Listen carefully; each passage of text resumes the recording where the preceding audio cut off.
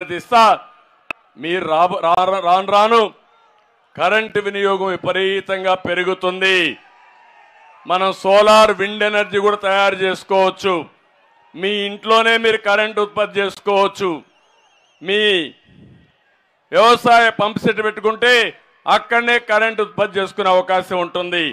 అందుకే విజయనగరం జిల్లాకు నేను ఆ రోజు సోలార్ పంప్ సెట్లని 50,000 ఇచ్చిన విషయం మరొక్కసారి మీకు గుర్తు చేస్తున్నా.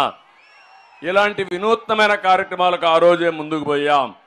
కాబట్టి మీ కార్లు కానీ, మోటార్ బైకులు కానీ, ట్రాక్టర్లు కానీ ఇవన్నీ కూడా ఎలక్ట్రికల్ వచ్చే అవకాశం ఉంటుంది. దీనికి ఒక వినూత్నమైన కార్యక్రమం ఆలోచిస్తే ఖర్చులు గణనీయంగా తగ్గించే అవకాశం ఉంటుందని చెప్పి కూడా నేను మీకు తెలియజేస్తున్నా. ఇకపోతే మా తమ్ముళ్ళు ఉన్నారు.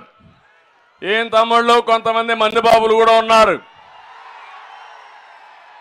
కష్టపడతారు, సాయంత్రం అలసిపోతారు, ఒక క్వార్టర్ బాటిల్ వేసుకొని పడుకోవాలనుకుంటారు. అవునా కాదా? మీ బలహీనత ఈ ముఖ్యమంత్రికి అర్థమైపోయింది. అందుకే బాధుడే బాధుడు.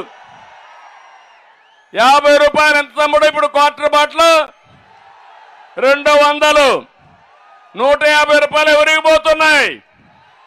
ఎవరికి పోతున్నాయి? మీకు కోపం రావడం లేదా? ఇంకా అందులో కూడా కొత్త కొత్త బ్రాండ్ తెచ్చాడు. బూమ్ బూమ్ అంట. నాకైతే తాగే అలవాట్లేదు. ఎప్పుడు పేర్లు మా తల్లి చెప్తా ఉంది, శాశ్వతంగా పైకి పోతారు. ఆడపిల్లల మంగళ సూత్రాలు తెంపే దుర్మార్గుడు ఈ జగన్మోహన్ రెడ్డి అని చెప్పి నేను మీకు తెలియజేస్తున్నా. మీ ఆరోగ్యంతో ఆడుకుంటున్నాడు, మీ జీవితాలతో ఆడుకుంటున్నాడు, మిమ్మల్ని ఆర్థికంగా చితగొడుతున్నాడు. మళ్ళీ చెప్పిన తప్పు చెప్పకుండా చెప్తున్నాడు. ఇప్పుడు ఏమంటున్నాడు? మీకు ఎన్నికల ముందు వచ్చినప్పుడు చెప్పాడు, జ్ఞాపకం ఉందా మీకు? మద్యపాన నిషేధం పెడతా అన్నాడా లేదా?